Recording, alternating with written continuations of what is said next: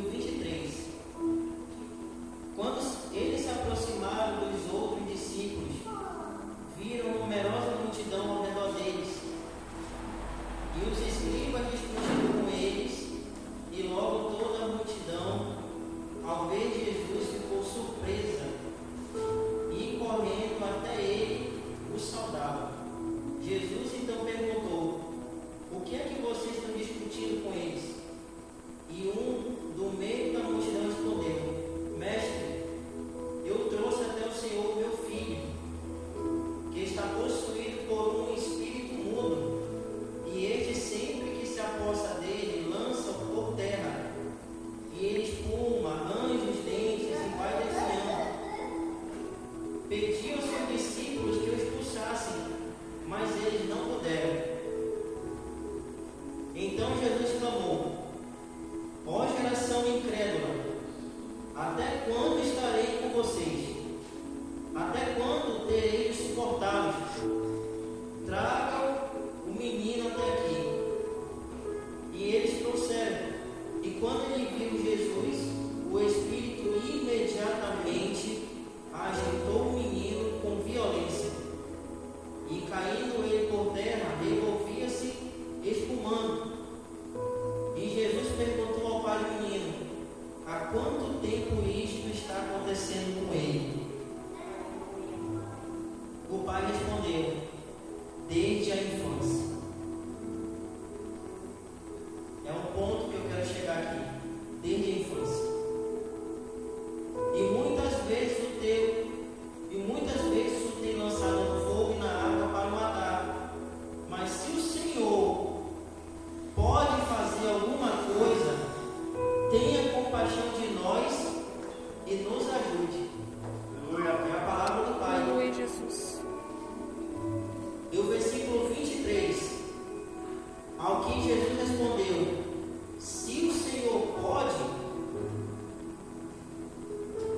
tudo é possível ao que crê.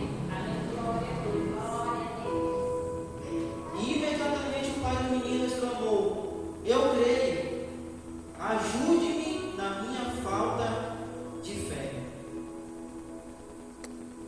3 pontos aqui. Queria convidar a igreja a se sentar. Do monte da transfiguração, estava lá os 3 discípulos dele, Pedro, Tiago e João. E naquele momento da transfiguração, Jesus desceu daquele monte e de cara ele já encontra com um menino possesso por um espírito. Só que esse espírito deixava ele mudo e surdo. E nesse momento a gente vê que o pai já estava aterrorizado com a situação, porque ele não queria ver o filho dele daquele jeito. É a pior coisa é quando um pai ou uma mãe vê um filho doente, mas apesar de não ser pai ainda, mas eu sei o que é isso. A minha mãe já sofreu muito comigo, essa situação de questão de saúde, mas o pai e a mãe sabem que quando o filho está doente, o pai e a mãe fazem tudo para ver ele bem. E foi o caso desse menino aqui. E o mais interessante é no versículo 19, que Jesus fala: ó geração incrédula, até quando estarei com vocês? Até quando terei de suportá-los? Jesus fez 2 perguntas aqui. Mas esse caso aconteceu porque o pai do menino pediu para que os discípulos expulsassem aquele espírito maligno. E eles não puderam. Aleluia, Jesus. Eles não puderam. Mas a situação está aqui.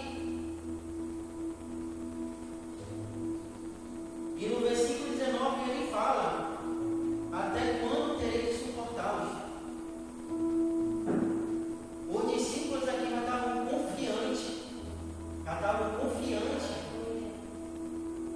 É como se você na escola fizesse tudo, mas os seus colegas não vão fazer nada, porque eles já sabem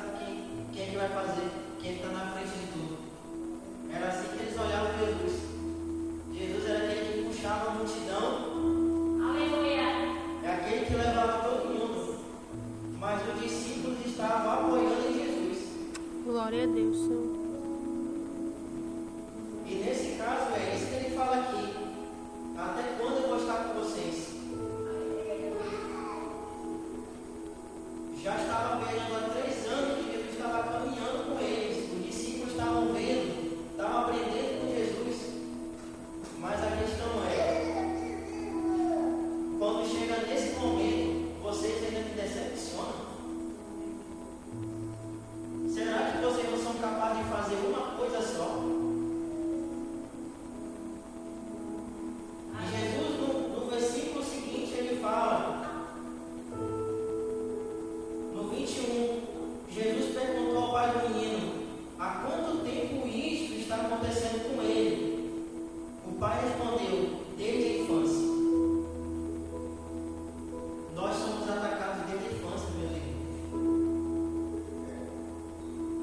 O diabo, o nosso inimigo, ele sempre trabalha para destruir, principalmente a minha vida e a tua vida.